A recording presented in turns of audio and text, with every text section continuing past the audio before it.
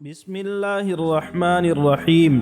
حج کے موسم میں دعوت اسلام۔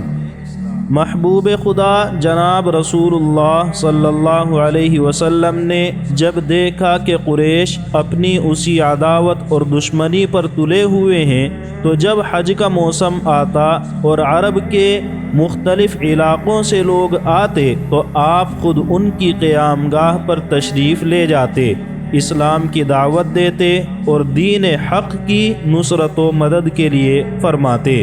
لیکن قریش کی مخالفتوں کا عالم یہ تھا کہ آپ تو لوگوں کو توحید اور سچائی، اخلاص اور صدق کی طرف بلاتے، اور آپ کا سگا چچا ابو لہب اپنے تمام کام چھوڑ کر آپ کے پیچھے پیچھے ہو لیتا اور یہ کہتا پھرتا کہ اے لوگو، دیکھو یہ شخص تم کو لات اور عزا سے چھڑانا چاہتا ہے، بدعت و گمراہی کی طرف تم کو بلاتا ہے، تم ہرگز اس کی بات مت ماننا۔ غرض یہ کہ اللہ کے رسول صلی اللہ علیہ وسلم نے عرب کے مختلف قبائل پر اسلام پیش کیا اور ان کو اسلام کی نصرت و حمایت کی دعوت دی۔ کسی نے نرمی سے جواب دیا اور کوئی سختی سے پیش آیا۔ بعض نے یہ کہا کہ ہم اس شرط پر آپ کی نصرت و حمایت کریں گے کہ اگر آپ کامیاب ہوئے تو اپنے بعد ہمیں اپنا خلیفہ بنائیں۔ آپ نے فرمایا یہ میرے اختیار میں نہیں، اللہ کو اختیار ہے، جس کو چاہے بنائے۔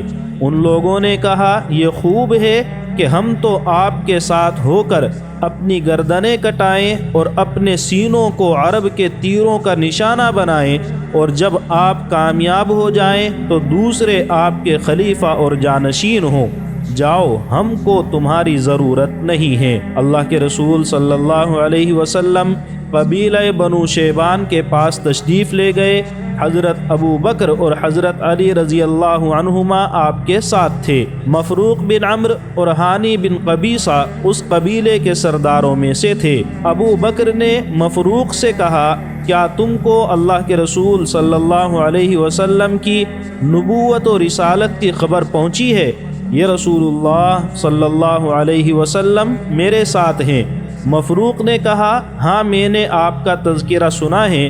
اے قریشی بھائی، آپ کس چیز کی دعوت دیتے ہیں؟ اللہ کے رسول صلی اللہ علیہ وسلم آگے بڑھے اور فرمایا، اللہ کو وحدہ لا شریک لہ اور مجھ کو اس کا رسول اور پیغمبر مانو اور اس کے دین کی حمایت کرو۔ قریش نے اللہ کا حکم ماننے سے انکار کیا اور اس کے رسول صلی اللہ علیہ وسلم کو جھٹلایا اور باطل کے نشے میں حق سے بے نیاز ہو گئے، جبکہ اللہ سب سے زیادہ بے نیاز ہے، یعنی اس غنی اور حمید کو تو ذرہ برابر ضرورت نہیں ہے کہ تم اس کے دین کو قبول کرو، اس کی نصرت و حمایت کے لیے کھڑے ہو۔ ہاں، اگر تم کو اپنی کامیابی، فلاح و بہبود کی فکر ہے تو حق اور ہدایت کو قبول کرو اور باطل اور گمراہی سے توبہ کرو۔ مفروق نے کہا، اور آپ کس چیز کی طرف بلاتے ہیں؟ آپ نے یہ آیتیں تلاوت فرمائی۔ اے نبی، آپ کہیے کہ آؤ میں تم کو وہ چیزیں پڑھ کر سناؤں جن کو، یعنی جن کی مخالفت کو تمہارے رب نے تم پر حرام فرما دیا ہے۔ وہ یہ ہیں کہ اللہ کے ساتھ کسی کو شریک مت ٹھہراؤ، ماں باپ کے ساتھ احسان کرو، اپنی اولاد کو فقر اور تنگدستی کے ڈر سے قتل مت کرو، ہم تم کو اور ان کو رزق دیتے ہیں، اور بے حیائی کے جتنے طریقے ہیں ان کے پاس بھی مت جاؤ، خواہ کھلم کھلا ہو یا چھپ کر، اور جس کا خون کرنا اللہ تعالیٰ نے حرام کر دیا ہے اس کو قتل مت کرو، ہاں مگر حق کے ساتھ۔ ان چیزوں کا تم کو تاکیدی حکم دیا ہے تاکہ تم سمجھو۔ مفروق نے کہا، خدا کی قسم، یہ کلام تو زمین والوں کا نہیں ہے۔ اے برادر قریش، اور کس چیز کی طرف بلاتے ہو؟ آپ نے یہ آیتیں تلاوت فرمائی۔ اللہ تعالیٰ عدل کا حکم دیتا ہے، بھلائی اور قرابت داروں کے ساتھ حسن سلوک کرنے کا حکم دیتا ہے، بے حیائی کے کاموں، غلط اور ناشائستہ حرکتوں اور ظلم و زیادتی سے روکتا ہے۔ وہ خود تمہیں نصیحتیں کر رہا ہے کہ تم نصیحت حاصل کرو۔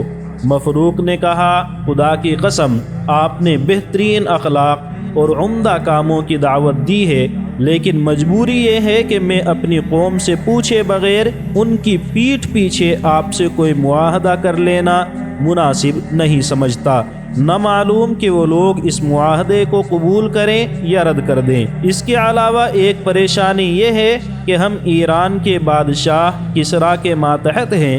کسریٰ سے ہم معاہدہ کر چکے ہیں کہ کوئی نیا کام بغیر اس کی اطلاع کے ہم طے نہ کریں گے، اور امید زیادہ یہ ہے کہ اگر ہم آپ سے اس قسم کا معاہدہ کریں تو کسریٰ کو ضرور ناگوار ہوگا۔ اللہ کے رسول نے مفروق کی اس حق گوئی اور سچ بات کہنے کو پسند فرمایا، اور یہ کہا کہ اللہ اپنے دین کا خود حامی اور مددگار ہے، اور جو لوگ اس کے دین کی حمایت کریں گے اللہ ان کو کسریٰ کی دولت اور زمین دونوں کا وارث بنائے گا۔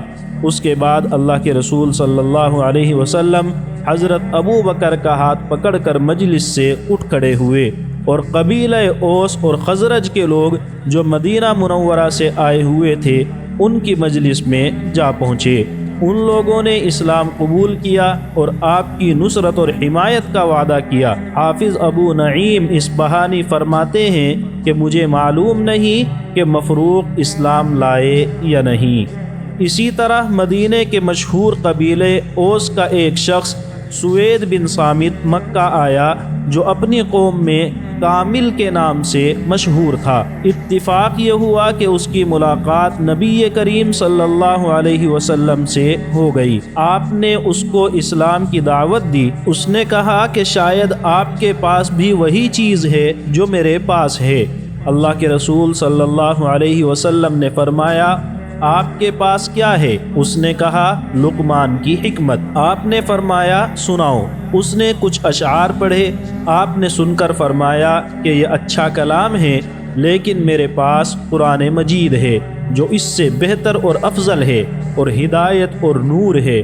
پھر آپ صلی اللہ علیہ وسلم نے قرآن کریم اس کو سنایا۔ اس نے قرآن کریم سن کر اقرار کیا کہ واقعتاً یہ ہدایت اور نور ہے۔ اس شخص کا اسلام یقینی طور پر ثابت نہیں ہے۔ بعض روایتوں میں ہے کہ وہ مسلمان ہو گیا، بعض میں ہے کہ وہ مسلمان نہیں ہوا، مگر اس نے اللہ کے رسول صلی اللہ علیہ وسلم کی کبھی مخالفت نہیں کی۔ مدینے میں جا کر اوس و خزرج کی ایک لڑائی میں مارا گیا۔ انہی دنوں کی بات ہے کہ قبیلہ اوس کی ایک شاخ بنو عبد الاشہل کا ایک سردار انس ابن رافع اپنے ساتھ چند جوانوں کو لے کر مدینے سے مکہ آیا ہوا تھا، جس کا مقصد یہ تھا کہ اپنے دشمن قبیلے خزرج کے مقابلے میں مکے کے لوگوں سے معاہدہ کرے اور قریش کو اپنا حلیف بنائے۔ اس وفد کے آنے کی خبر سن کر جناب رسول اللہ صلی اللہ علیہ وسلم سب سے پہلے ان کے پاس پہنچ گئے۔ ابھی وہ قریش سرداروں سے ملنے اور اپنا مقصد بیان کرنے بھی نہ پائے تھے۔ اللہ کے رسول صلی اللہ علیہ وسلم نے ان سے کہا کہ میرے پاس ایسی چیز ہے جس میں تم سب کی بھلائی چھپی ہے، اگر تم چاہو میں پیش کروں۔ انہوں نے کہا، بہت اچھا، آپ پیش کریں۔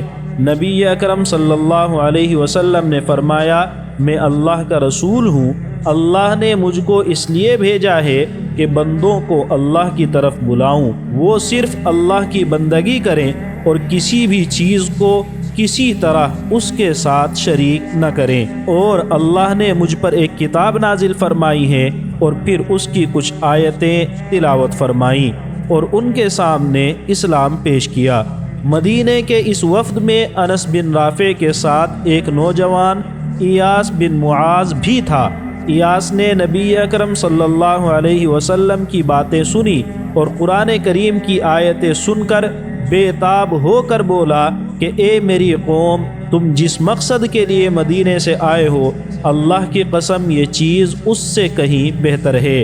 انس بن رافع نے ایاس کو ڈانٹا اور کہا، ہم اس کام کے لیے نہیں آئے۔ ایاس خاموش ہو گئے اور نبی اکرم صلی اللہ علیہ وسلم وہاں سے خاموش اٹھ کر چلے آئے۔ نتیجہ یہ ہوا کہ مدینے کا وفد ناکام مکے سے واپس آ گیا اور کوئی معاہدہ قریش سے نہ ہو سکا۔ مدینے میں جا کر چند روز ہی گزرے تھے کہ حضرت ایاس ابن معاذ رضی اللہ عنہ کا انتقال ہو گیا۔ مرتے وقت ان کی زبان پر یہ کلمات جاری تھے، لا الہ الا اللہ، اللہ اکبر، الحمدللہ، جس کو تمام حاضرین نے سنا۔ کسی کو بھی اس میں شک نہ تھا کہ ان کا انتقال اسلام کی حالت میں ہوا ہے۔